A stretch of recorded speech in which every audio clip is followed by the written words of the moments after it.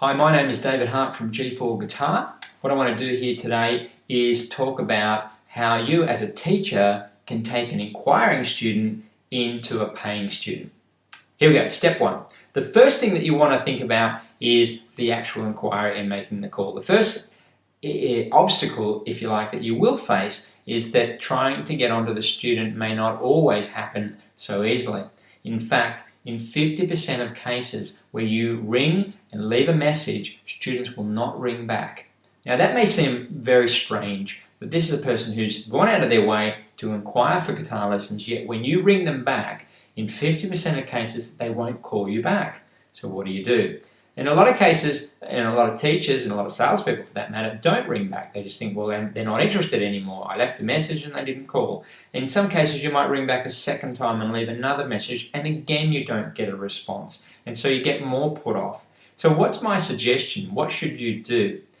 You should keep ringing until you get a hold of them, within reason, of course. In most cases, I would say ring up to about 5 times, leaving the gaps between each call longer each time. So the first time you might ring, give it 24 hours. If you don't hear back from them, give it 48 hours. If you don't hear back, give it about a week if you don't hear back, and then ring them about a month later if you don't hear back, etc. So you're sort of expanding out the times between each call. Now, why do we do this? What's the purpose of it? Well, the reason is that most people, when they inquire, and that they're in a particular mood at that time. In other words, they're in a particular headspace where they're thinking about guitar and wanting to learn guitar. They might have been motivated by going to a concert, watching a DVD, hearing a great song, seeing a friend play guitar. There's many reasons why they may have been motivated in that moment. And then by the time they get your call or you get back to them, they've lost that. They're not in that mode. Something might happen. There's an infinite number of things could have happened. They could have lost their job. They could be sick. Their dog could have run away. Their boyfriend and girlfriend could have broken up with them. There's many things that could have happened. Now, the idea is that if you just let that call go, you will never know. You will never know whether or not you missed a great opportunity or whether this is a student. It's up to you, and it's really your responsibility as a professional to find out what had happened, at least if you can, within reason.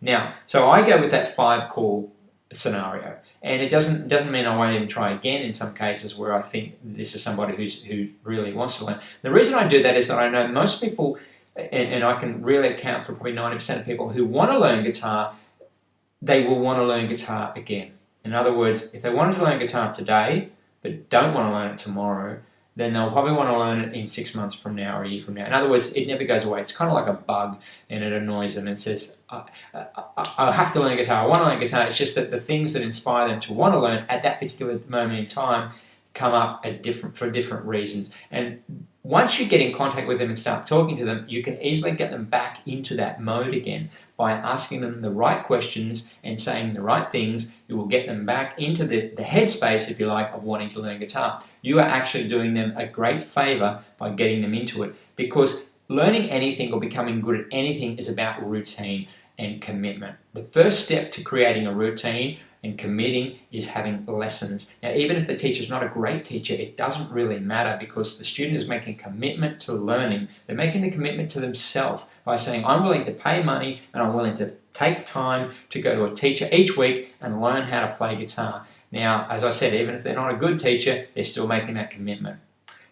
Okay, the next step is, once you get a hold of them, how do you convert them from there? What's the next stage? The next stage is connecting with the student. You need to make a personal connection with the student. We do not buy from people who we do not trust or do not feel comfortable with, unless, of course, it's a certain transaction where the emotional element doesn't count, which is very rare, especially in this scenario where learning guitar is an emotional thing. People don't learn guitar in most cases as a career choice. They don't learn it for their health. They don't learn it for any other reason, really, than they emotionally connect to learning guitar and music. They have some kind of feeling that they want to be able to do this. It's something personal to them.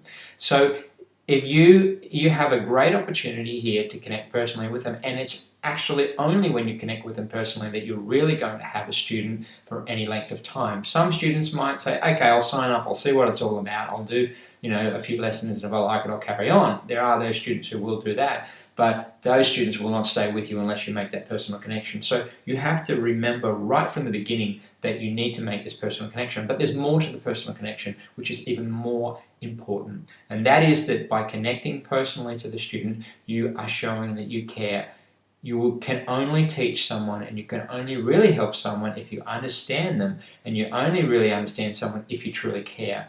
So think about it like this. If you wanted to sign up for lessons with me as a student, let's say I'm going to pretend that you're enrolling with me, or you're inquiring with me, and how I would handle it. Let me start off with how I wouldn't handle it, and then I'll show you how I would handle it. So the first step is, first stage we're going to do is how I would not handle it. Here we go. So you ring me and you say, hi, just inquiring about guitar lessons, blah, blah, blah. And I go, okay, great. Let me ask you, let me just find out what you've done before, etc., blah, blah, blah. And you go, oh, I've learned a few little songs here and there on guitar. Okay, so are you ready to learn? Yes, I am. Okay, well, let me tell you about our lessons. Blah, blah, blah, blah, blah. They cost this much, and I've got these times available. And then your response is, okay, thanks for that. I'll have a think about it, and then I'll come back to you.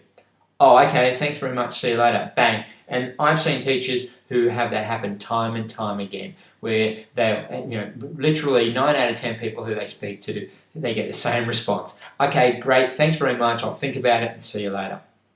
Let me go on to what I would do, and then I'll explain the difference between the two, and I think you'll get it straight away. Here's what I would do. Okay, you've rang me, I say, hi, how you going? David here from G4 Guitar. You then ask, look, I'm just inquiring about guitar lessons, I just want to know how much they are and where you hold them, etc., etc., etc. Then I say to you, okay, sorry, what was your name? Peter. Hi, Peter, I'm David.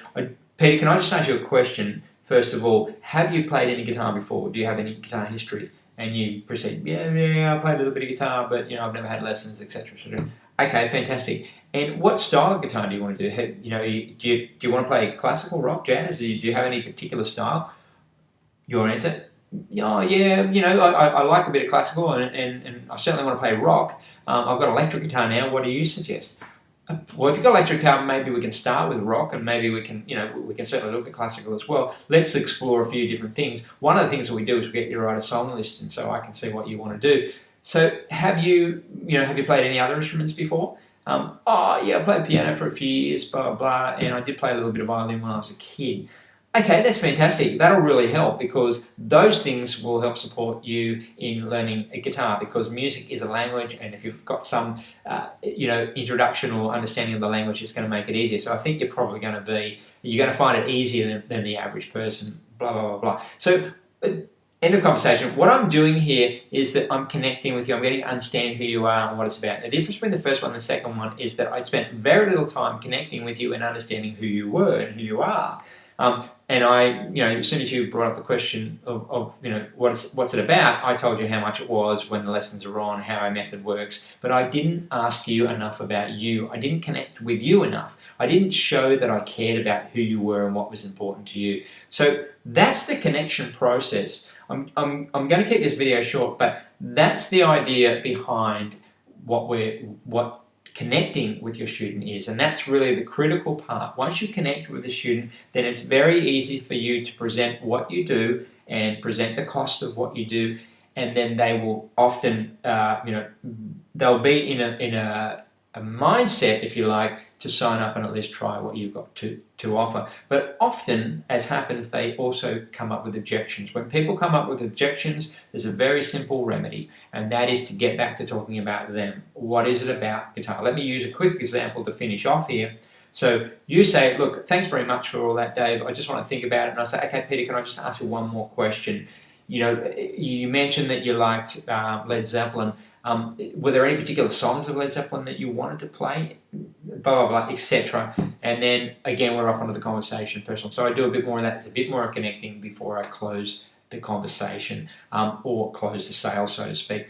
So I hope that's helped. Again, if you've got any questions, please go to our website or email me directly, and I'll be more than happy to answer your questions. Thank you very much. Bye-bye.